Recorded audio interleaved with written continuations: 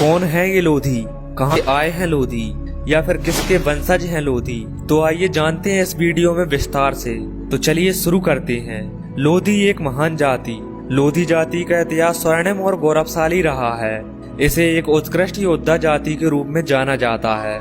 इस जाति ने देश और समाज को अनेक सूरवीर योद्धा दिए हैं। आजादी की लड़ाई में इस समाज का महत्वपूर्ण योगदान रहा है। 1857 की क्रांति तो देश के इतिहास में दर्ज है, लेकिन अंग्रेजों के खिलाफ पहली क्रांति 1842 में दमोह में बुंदेल विद्रोह के रूप में हुई थी, जिसमें लोधी समाज के लोगों ने एक महत्वपूर्ण भूमिका निभाई थी। इसमें लोधी सरदारों पर काबू पाने में अंग्रेजों के पसीने छूट गए थे। 1857 की क्रांति में लोधी भारत के विभिन्न क्षेत्रों में अंग्रेजों के खिलाफ लड़े थे।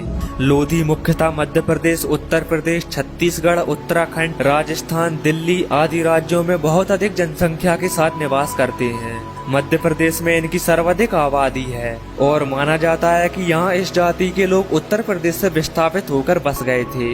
लोधी शब्द की उत्पत्ति कैसे हुई? ब्रिटिश शासक रॉबर्ट वेन रसेल ने लोधी शब्द की उत्पत्ति के बारे में कई धारणाएं व्यक्त की हैं। रसेल के अनुसार उत्तर भारत में यह लोग लोद्र वृक्ष के पत्तों और छालों से रंगों का निर्माण किया करते थे, जिसके कारण यह लोधी कहलाए। रसेल ने इस बात का उल्लेख भी किया है कि ये मूल रूप से पंजाब के लुधियाना के रहने वाले थे और वहाँ लोधा नाम से जाने जाते थे। लुधियाना से मध्य प्रांतों में विस्थापित होने के बाद अपभ्रंश होकर लोधी कहलाने लगे। पौराणिक मान्यता के अनुसार इस क्षत्रिय जाति का जन्म वर्तमान के कजाकिस्तान में हुआ था। भगवान परशुराम जब पृथ्वी को क्षत्रियों से विहीन कर रहे थे, तब इस जाति के लोगों ने देवताओं की मदद से शिव मंदिर में छुपकर अपनी जान बचाई थी, क्योंकि यह एकमात्र जीवित क्षत्रिय थे और इसलिए यह बाद में राजा बन गए। यही कारण है कि इस जाति के लोग खुद को लोधी राजपूत कहते हैं। लोधी राजपूत संसार में प्रथम क्षत्रिय राजपूत हैं।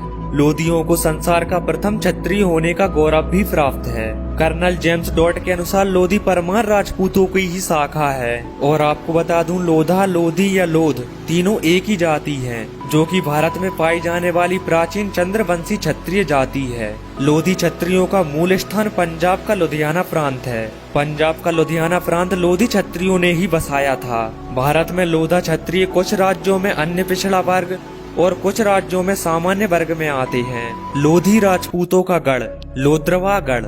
लोद्रवागढ़ राजस्थान के 36 राजवंशों में परमार वंश के प्रसिद्ध शाखा लोधी राजपूतों का एक वैभवशाली राज्य था। इस प्रकार यह आज के लोधी राजपूतों की राजधानी थी। आपको बता दें कि लोद्रवागढ़ राजस्थान के जैसलमेर से 10 किलोमीटर की दूरी पर स्थित है, जो राजस्थान के लोधी क्षत्रियों की राजधानी थी। लोद्रवागढ़ के राजा नृप भानु सिंह लोधी एक वीर और बेहद पराक्रमी राजा थे, जिसका प्रमाण कर्नल जेम्स टॉड की किताब राजस्थान का इतिहास के पृष्ठ क्रमांक 51 में मिलता है।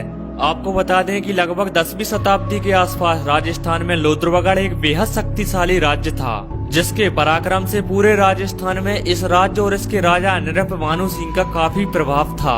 लेकिन उनके अपने ही पड़ोसी जैसलमेर के राजा देवराज भाटी ने उनसे धोखा किया और धोखे से महाराज नृप भानु सिंह की हत्या कर दी और लोद्रवा राज्य पर अपना अधिकार स्थापित कर लिया।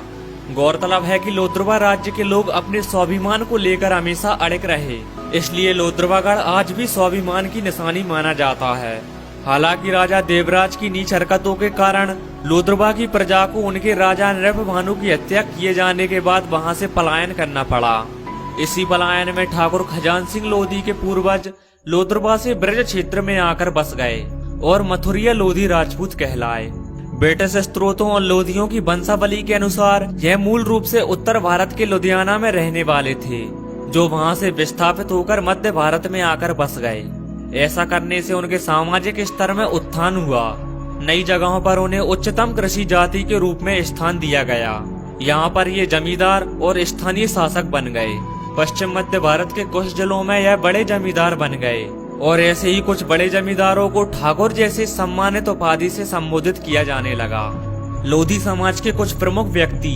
इस समाज में अनेक प्रसिद्ध व्यक्तियों ने जन्म लिया, जिनमें से कुछ हस्तियों के बारे में हम आपको बता रहे हैं। अवंतीबाई लोधी।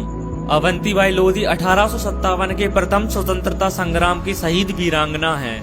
1857 के स्वतंत्रता संग्राम में इनका योगदान रानी लक्ष्मीबाई से कम नहीं था। इन्होंने अंग्रेजों के खिलाफ क्रांति की शुरुआत की। देश और स्वाभिमान के लिए प्राणों की आहुति देकर अवंतीबाई आज भी हमें और आने वाली पीढ़ियों को अनंत काल तक राष्ट्र निर्माण के लिए त्याग और बलिदान तथा देशभक्ति की प्रेरणा देती रहेंगी। कल्याण सिंह जी का जन्म अलीगढ़ के अतरौली तहसील के मंडोली गांव में एक साधारण किसान के परिवार में हुआ था। एक हिंदूवादी नेता के रूप में मशहूर कल्याण सिंह उस समय उत्तर प्रदेश के मुख्यमंत्री बने थे जब देश में कांग्रेस पार्टी का वर्चस्व था।